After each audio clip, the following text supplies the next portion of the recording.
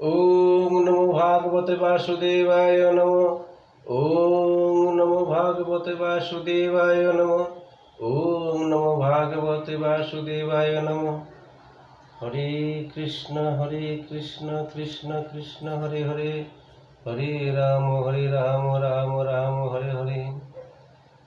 আমাদের গীতার জ্ঞানের যেসব বিষয় ষষ্ঠ অধ্যায়ে ধ্যান যোগে ভগবান শ্রীকৃষ্ণ যেগুলো কথা বললেন অর্জুনকে লক্ষ্য করে, অর্জুন সমস্ত কথা শুনলেন বটে, কিন্তু বুঝে উঠতে পারছেন না।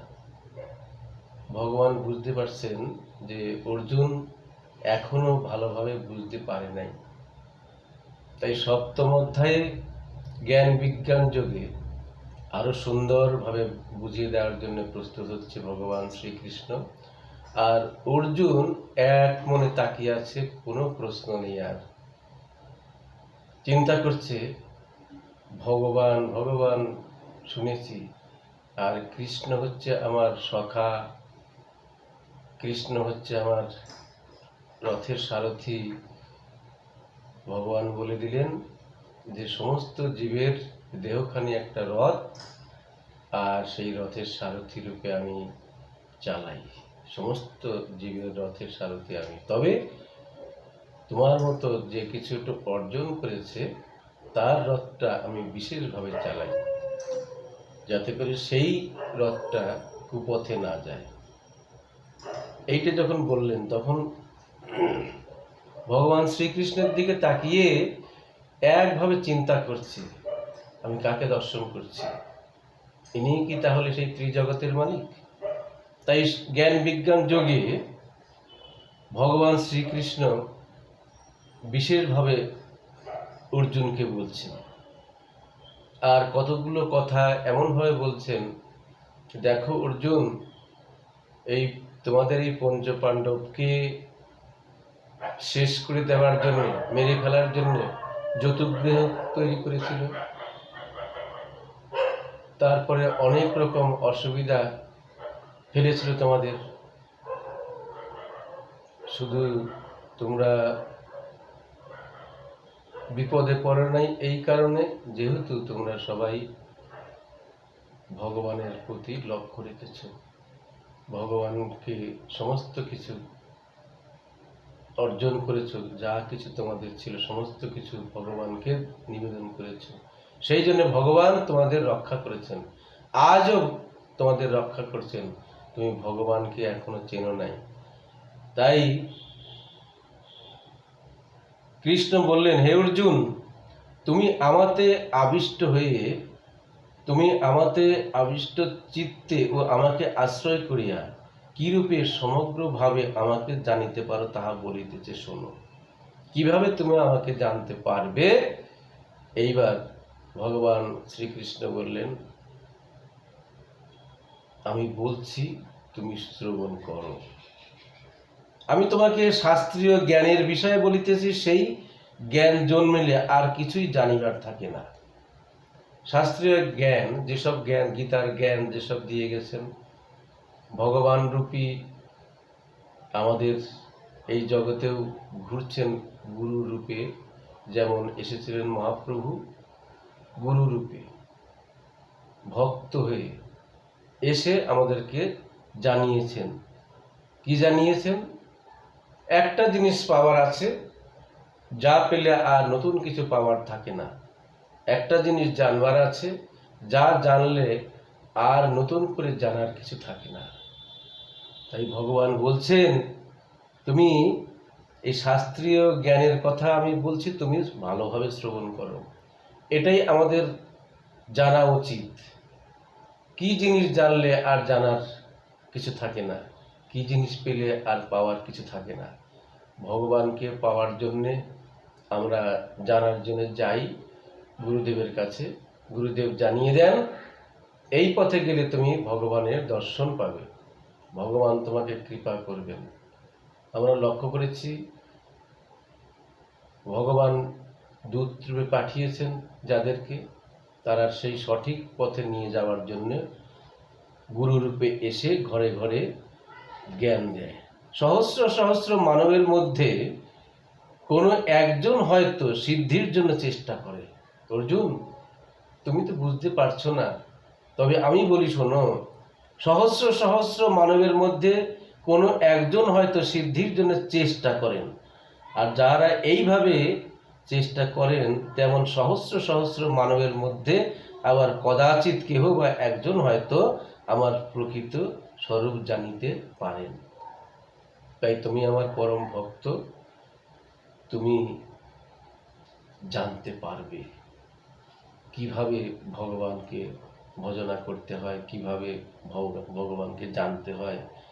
তাই যেমন ভূমি, জল, অগ্নি, বায়ু, আকাশ, মন, বুদ্ধি ও অহংকার, এই 8টি প্রকার আমার জড় প্রকৃতি।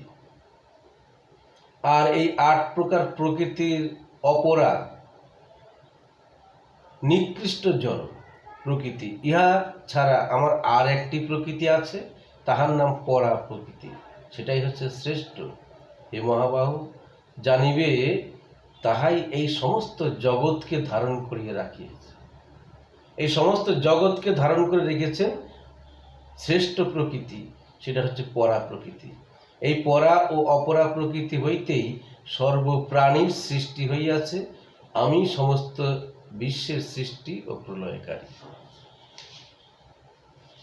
অর্জুন আরো বিস্মিত হয়ে চিন্তা করছে, আহারে কেমন কথা বলছেন, তিনি এই জগতের সৃষ্টিকর্তা, তিনি প্রলয়কর্তা, ভগবান, আর সেই ভগবান আমার সামনে দাঁড়িয়ে শুধু বলেই যাচ্ছে। অর্জুনের নীরবতা এইরকমই হয়।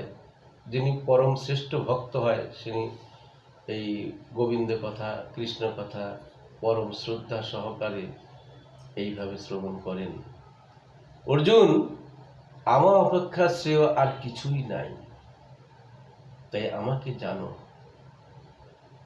আমি করি, আমাতে আমি রই, বুঝিতে না পারি। পাকা আমি আর কাঁচা আমি। এই আমি করি, এটা হচ্ছে কাঁচা, আর পাকা আমি হচ্ছে ভগবান শ্রীকৃষ্ণ। তত্ত্বরূপে রয়েছেন, বস্তুরূপে রয়েছেন প্রত্যেকটা দেহের মধ্যে। তাই আমাতেই বিশ্ব ব্রহ্মাণ্ড সূত্রে গ্রথিত মণিসমূহের ন্যায় বিরাজিত আছে। হে অর্জুন, আমি জল মধ্যে রস। তিনি বলছেন, শোনো অর্জুন, আমি জলের মধ্যে রস, আমি চন্দ্র সূর্যের প্রভা, আমি সকল বেদে প্রণব, আমি আকাশে শব্দ, এবং আমি মানব মধ্যে পুরুষাকার। পুরুষ বলতে একজনই। তাই ভগবান এমনভাবে বলে দিচ্ছেন যে সবাই আমরা প্রকৃতি, আর পুরুষ একজনই, তিনি হচ্ছে ভগবান শ্রীকৃষ্ণ। পৃথিবীর পবিত্র গন্ধ এবং সূর্যের তেজও আমি, সর্বভূতের জীবন এবং তপস্বী গুণের তপস্যাও আমি। ভগবান এমনভাবে বলছেন, অর্জুন তাকিয়ে চিন্তা করছেন, আমি কাকে দর্শন করছি, আমার সামনে কে? আরো বলছেন, হে অর্জুন, আমাকে সর্বভূতের বীজ বলিয়া জানিবে, বুদ্ধিমানের বুদ্ধি এবং তেজস্বীর তেজও আমি। আরো চিন্তা করছেন, বলছে কি, বলবানদের মধ্যে কাম রাগ বিবর্জিত বল আমি। হে অর্জুন, সর্বভূতের ধর্মের অবিরোধী কামও আমি। সাত্ত্বিক, রাজসিক ও তামসিক যেসব ভাব আছে, যে সকল আমা হইতেই জন্মে, আমি কিন্তু সেসবের অধীন নই, সেই সকলই আমার বশীভূত, আমি তাদের বশীভূত না। জগৎ এই ত্রিগুণের ভাবধারা, জগৎ এই ত্রিগুণের ভার দ্বারা মোহিত হইয়া আছে। তাই এই ত্রিগুণের অতীত অক্ষয় আনন্দ রূপ আমাকে জগৎ জানিতে পারে না। আমার এই ত্রিগুণময়ী দৈবী মায়া অতিক্রম করা অত্যন্ত কঠিন, সংসার থেকে সত্যি কঠিন, কিন্তু আমাকে যাহারা আশ্রয় করেন তাহারাই শুধু এই মায়া হইতে উত্তীর্ণ হন। তো ভগবানকে আশ্রয় করে চলতে হবে। সেই জন্যে সাধুরা বললেন, আশ্রয় লইয়া ভজে তাহে জীব নাহিতে যে আর সব মরে অকারণ। আশ্রয় নিতে হবে। যাহারা সুকৃতি ও বিবেকহীন, সেই সব নরাধমরা আমায় পায় না, কারণ মায়া তাহাদিগের জ্ঞান লোপ করিয়া অসুরের ন্যায় কাজ করায়। তাই আমাদের দেহের মধ্যে সুরও আছে, অসুরও আছে। সেই অসুরকে দমন করবার জন্যে আমাদের এই ভজন সাধন, সমস্ত কিছু ভগবত চিন্তা, ভগবানের কথা শ্রবণ, এইসব শ্রবণ করতে করতে আমাদের যে আসরিক ভাবটা থাকে সেইটা দমন থাকে। হে অর্জুন, আর্ত, জিজ্ঞাসু, অর্থাৎ ও জ্ঞানী, এই চারই প্রকার পুণ্যাত্মা ব্যক্তি আমাকে ভজনা করেন। তাই অর্জুন, তুমি আমার জিজ্ঞাসু ভক্ত, একমাত্র তুমি আমাকে পাবে যদি এই আমি যা বলি সেই কথাগুলি তুমি যদি সঠিকভাবে শোনো। এই চারি প্রকার পুণ্যাত্মা ব্যক্তির মধ্যে জ্ঞানী শ্রেষ্ঠ, তুমিও জ্ঞানী ভক্ত। অর্জুন, এই চার রকম যে ভক্ত আছে তার মধ্যে জ্ঞানী শ্রেষ্ঠ। জ্ঞানীর আমি প্রিয়, আবার জ্ঞানী আমার অত্যন্ত প্রিয়।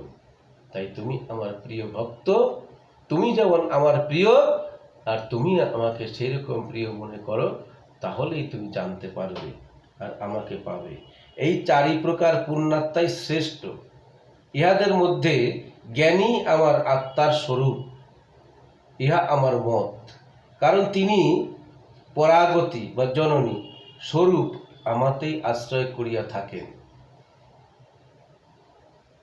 বহু বহু জন্মের পর জ্ঞানী ব্যক্তি বুঝিয়া থাকেন যে বাসুদেবই সব, এরূপ মহাত্মা জগতে অতি দুর্লভ জানিবে। তাই তুমি আমার প্রিয় ভক্ত, তোমাকে সেরকম ভাবে জ্ঞান দান করছি, তুমি ভালোভাবে এগিয়ে চলো, আমি যা বলি তাই তুমি শোনো। কামনার দ্বারা যাহাদের জ্ঞান নষ্ট হইয়াছে, তাহারা নিজ নিজ প্রকৃতি অনুযায়ী অন্যান্য দেবতার উপাসনা করিয়া থাকেন। যে যে ভক্ত ভক্তিযুক্ত হইয়া যে যে দেবতার পূজা করেন, আমি সেই দেবতাতেই তাহার অচলা ভক্তি দিয়া থাকি। যে ভক্ত অচল শ্রদ্ধাযুক্ত হইয়া যে দেবতার পূজা করেন, সেই দেবতা তাহার সকল বাসনা পূর্ণ করেন।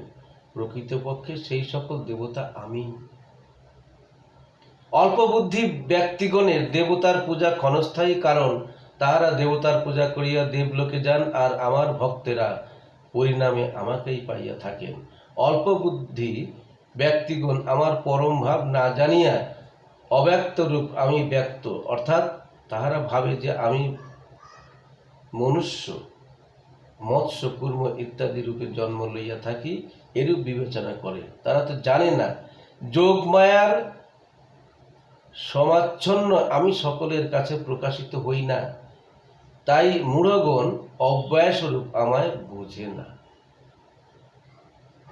হে অর্জুন, অতীত, বর্তমান, ভবিষ্যৎ যা কিছু হইয়াছে, হইতেছে ও হইবে, সে সকল আমি জানি, কিন্তু আমাকে কেহই জানে না।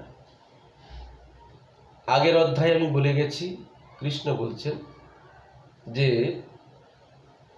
প্রথম আমি এই জ্ঞান সূর্যকে দান করেছিলাম, তখন তুমি যা জিজ্ঞাসা করেছিলে, তখন আমি ছিলাম, তুমিও ছিলে, তোমার মনে নাই। আমরা বারবার এসেছি, আবার বারবার যাব, যখনই দরকার তখনই আসব।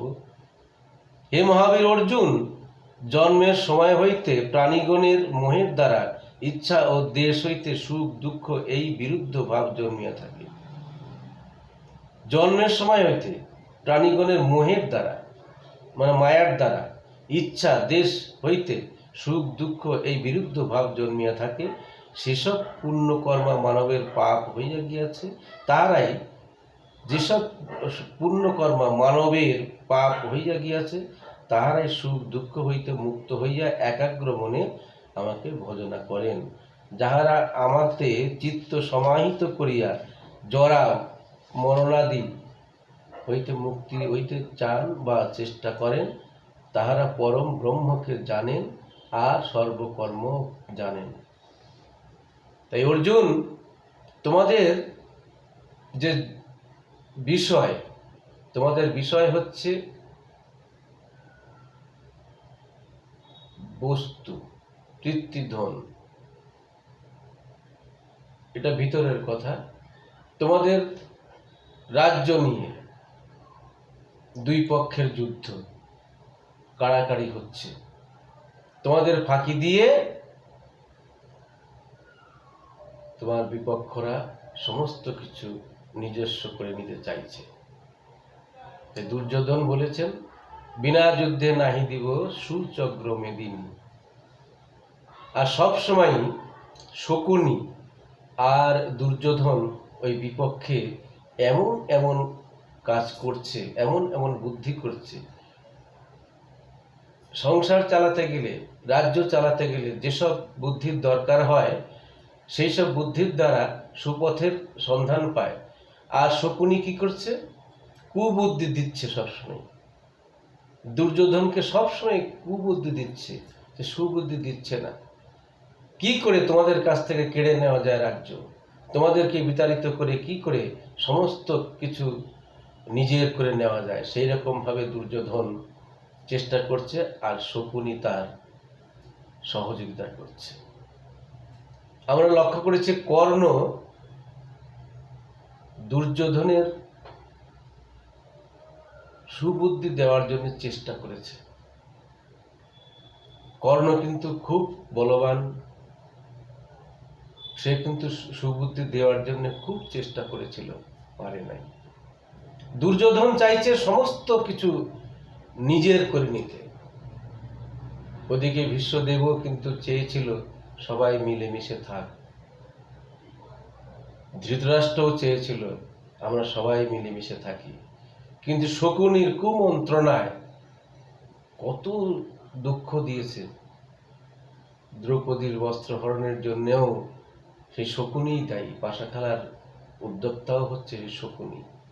তোমাদেরকে, হে অর্জুন, তোমাদেরকে নিরস্ত্র করবার জন্য, তোমাদের সবাইকে ফাঁকি দেওয়ার জন্য এরা এইসব প্রস্তুতি নিয়ে বসে আছে। কিন্তু আমি আছি, কথা দিচ্ছি, আমি সব সময় তোমাদের সহযোগিতা করব।